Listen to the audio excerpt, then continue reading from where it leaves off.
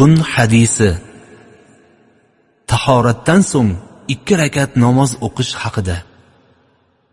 عن عقبة بن عامر الجهني رضي الله عنه أن رسول الله صلى الله عليه وسلم قال: ما من أحد يتوضأ فيحسن الوضوء ويصلي ركعتين يقبل بقلبه ووجهه عليهما إلا وجبت له الجنة.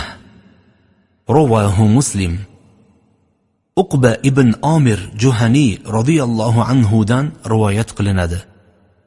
Rasululloh sallallohu alayhi va sallam: sizlardan qay biringiz tahorat qilsa, tahoratni chiroyli suratda ado etsa, so'ng turib qalbi va yuzi, ya'ni butun vujudi bilan Allohga yuzlangan holda 2 rakat namoz o'qisa, unga jannat vojib bo'ladi, dedilar.